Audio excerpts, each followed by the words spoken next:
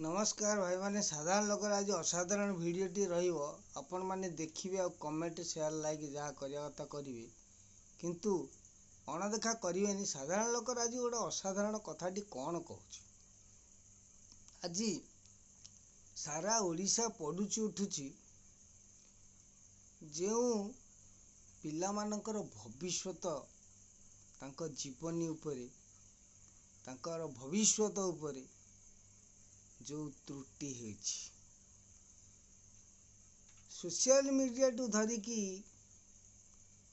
जनसाधारण पर्यंत आ चाहा खटी पर्यंत आज सरकारଙ୍କ विरुद्धरे सरकारଙ୍କର त्रुटि जोगु जहाँ जहाँ सब घटना घटी जाइछि आज शिक्षा उपरे सबुआड़े चर्चा चली किंतु आज साधारण लोकर से विषय नहीं कि आज असाधारण गोटा वीडियो रखुची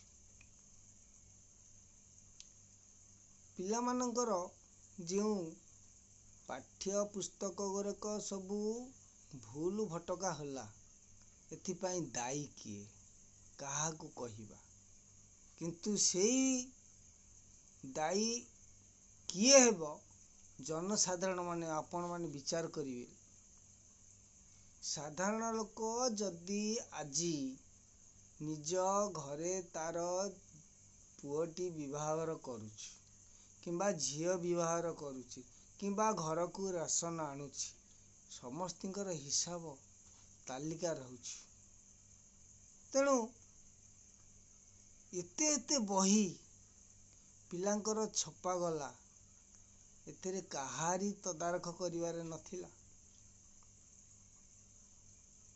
साधारण लोक जदि गोटे झियो बाहागर कला खीरी करिवो ए आइटम दरकार खटाटी कले ए आइटम दरकार यार सौदा होची यार फलमूल एया कानिका की पास जहाँ जहाँ सब करुचे आम सब चिठार विवरणी रखीचे से हिसाब रे जी आसिला रोसैया रोसई करिवो पाको रंधा हबो को आइटम पाई केते चीनी केते गुड़ केते फल केते मूल कौन कौन दरकार सब तालिका हिसाब रे मध्य रोसई वाला को आमे बढ़े दउचे तेणु जदि पास रे दरकार होइथिबा चीनी केते परिमाण लेखा होइछि सेतिकी परिमाण तांकु दिया गला कि नाही जदि दिया गला ताहले मोर पास किंबा जे कौन सी खाद्य कहीं खराब है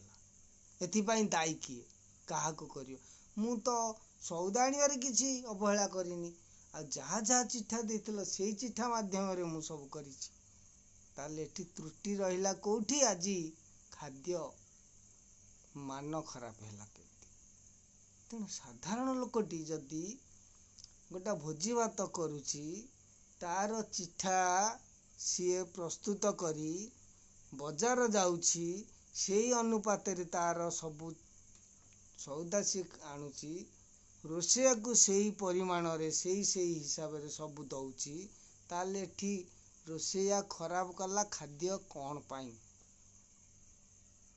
जदि रोसैया को कुआजियो तुम रांधिबा भूल ना आमे तुमको देइथिबा सौदा ठीक की मात्रा रे दिया ही नथिला कि जदि तुमे जहाँ लिखिथिला आमे ताहा आनिछु ताले खाद्य खराब कौन पाई होला ना तुमे जहाँ लिस्ट देलो आमे सेया देइछु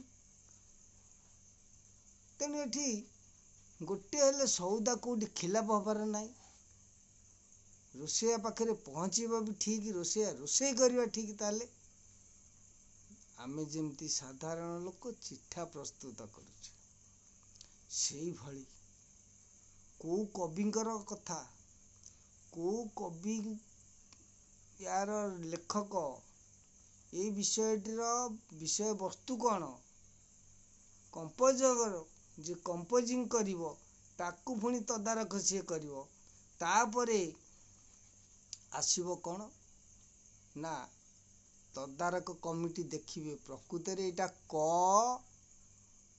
ना ब ମାତ୍ରା ଟିକେ ଲାଗିଗଲେ କ ଲିଭିଗଲେ ବ। ତେଣୁ ସେମାନେ କୋଉଠି ଥିଲେ? ସେମାନେ କମ୍ପୋଜିଂ ହେଇଥିବା ଅକ୍ଷର ବିଷୟ ବସ୍ତୁ ଯାହା ପୁରା ଅଙ୍ଗ ପ୍ରତ୍ୟଙ୍ଗ କି ତଦାରଖ କଲା ପରେ ବହି ଛପା ହେବ।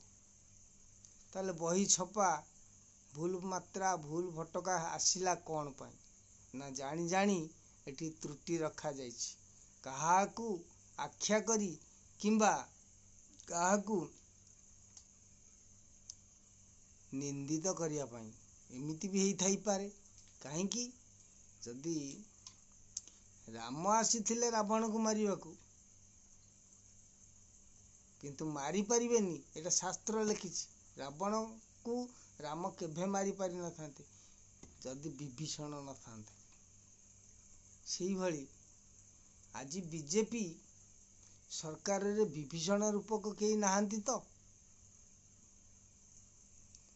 ନହେଲେ ସେଇ ବି ଅକ୍ଷରଧାରୀ ବିରୋଧୀ ମାନଙ୍କର କିଛି ଲୀଳା ଥିବ, ଯାହାକି ଜଣେ ଶ୍ରେଷ୍ଠ ଲୋକ ଯିଏକି ଅର୍ଡର ଦେଇଥିବ କମ୍ପୋଜିଂ ପ୍ରେସ୍ ଛାପିବା ପାଇଁ, ସେଇ ଏକମାତ୍ର ଦାୟୀ। ଆରେ ଭାଇ, ଆମ ରାଜସ୍ୱ ଆମ ସାଧାରଣ ଲୋକଙ୍କର କୋଟି କୋଟି ଅର୍ଥ ଏଇଭଳି ହଡପ ହେଇଯାଉଛି। ଆମେ ଯାହା ଫଳରେ ଆଜି ଯୋଉ ସୁନାର ଭାରତ କୁହନ୍ତି ବା ସୁନାର ଓଡ଼ିଶା ଦେଖୁଛୁ ସ୍ୱପ୍ନରେ ରହିଯାଉଛି। ଏହା କେବେ ସତ୍ୟ ହେବାକୁ ସେମାନେ ଦେବେ ନାହିଁ। ଆମେ ଯୋଉ ତଳିତଳାନ୍ତ ଅବସ୍ଥାରେ ରହିଛେ ସେଇଭଳି ଆପଣମାନେ ଦେଖୁଥିବେ କୋଟି କୋଟି ରାଜସ୍ୱ ଆଜି ନଷ୍ଟ ହେଇଯାଉଛି। ସେଇଭଳି ପିଲାମାନଙ୍କର ଯୋଉ ବହି ଛପା ହେଇଥିଲା ବହୁତ ତ୍ରୁଟିପୂର୍ଣ୍ଣ ରହିଛି। କୋଉଠି ନିମ୍ବୁଡା ଗୀତ ବାହାରିଲାଣି, କୋଉଠି କେତେ ପ୍ରକାର ତ୍ରୁଟି ଦେଖୁଛନ୍ତି। ଆମେ ତ ସେ ବହିକି ଏପର୍ଯ୍ୟନ୍ତ ଖେଳେନି, କିନ୍ତୁ ଯାହା ଆମେ ଦେଖୁଛୁ ସୋସିଆଲ ମିଡିଆରେ ଆଉ ପିଲାମାନଙ୍କ ଠାରୁ ଶୁଣୁଛୁ। ଆହୁରି ଗୋଟେ କଥା, 5000 ସାଧାରଣ ଲୋକ ଆଜି ଅସାଧାରଣ ଭିଡିଓ ଟପିକ ଭିତରେ ଆଉ ଗୋଟେ ରହିଛି ଲକ୍ଷ୍ମୀ ପୁରାଣ ବହି ନୂତନ କରି ଛପା ହେବ, ଯାହାକି 5000 ନାରୀ ମାନେ ପଢିବେ। ତାହେଲେ ତ୍ରୁଟିପୂର୍ଣ୍ଣ ରହିଯାଇଛି। ଆଗ ଯୋଉ ଥିଲା ଲକ୍ଷ୍ମୀ ପୁରାଣ, ତାର ତ୍ରୁଟିଟା କ'ଣ ରହିଛି?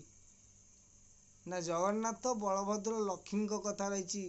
ସୁଭଦ୍ରା ତାଙ୍କ ପୁରାଣ ବିଷୟରେ କିଛି ଲେଖା ଯାଇନଥିଲା। ସେଥିପାଇଁ ସିଏ ଏଇ ବହି ଦେହରେ ପ୍ରବେଶ ହବ। ମାନେ ତ୍ରୁଟି ହବ କି ଅତ୍ରୁଟି ହବ, ଲକ୍ଷ୍ମୀଙ୍କୁ କିନ୍ତୁ ଜଣା ନଥିବ, ଏହା ସରସ୍ୱତୀଙ୍କୁ ଜଣା। କାହିଁକି? ନା ସରସ୍ୱତୀ ବିଦାୟ ଦିଆହେଇନି। ମା ଶାରଳା ତାଙ୍କର ଯୋଉ ବହି ଛପା ହେଇଥିଲା, ଆଜି କୋଟି କୋଟି ଟଙ୍କାର ପିଲାମାନଙ୍କର ଭବିଷ୍ୟତ ଆଉ ତାଙ୍କ ଅବସ୍ଥା ଏବେ କ'ଣ ହବାକୁ ଯାଉଛି। ସେଥିପାଇଁ କାହାକୁ ଦାୟୀ କରିବା? ନାଇଁ ସରସ୍ୱତୀଙ୍କୁ, ମାତା ସରସ୍ୱତୀଙ୍କୁ। ଆଉ ଯଦି ଲକ୍ଷ୍ମୀ ପୁରାଣ ତ୍ରୁଟି ଅଛି କାହା ପାଇଁ? ମା ଲକ୍ଷ୍ମୀ କହିବେ ମୁଁ ଜାଣିନି। କାରଣ ଆମର ସମସ୍ତେ ଭ୍ରମରେ ପଡ଼ିଛ,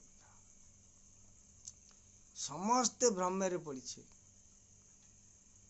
କହିଲା କାଉତ କଳା, କୋଇଲି କଳା, କଳା କଜଳ ପାତି, ହନୁମାଙ୍କଡ଼ ମୁହଁଟି କଳା, କଳା ରଜାଙ୍କ ହାତୀ। ତେଣୁ ଚୋରକୁ ଚିହ୍ନଇ ଚୋର, ପୁରୁଣା ଚୋରକୁ ଚୌକିଦାର। ନମସ୍କାର ଭାଇମାନେ, ସାଧାରଣ ଲୋକର ଅସାଧାରଣ ଭିଡ଼ିଓଟି ଏଇଥିପାଇଁ ରହୁଛି। ଆପଣମାନେ ଆକୁ ଯାହା ମୋର କଥାରେ ତ୍ରୁଟି ଥିବ ଭଲ ଭାବେ ବୁଝିକି ସେୟାର ଲାଇକ୍ କରି କମେଣ୍ଟ କରିବେ। ନମସ୍କାର।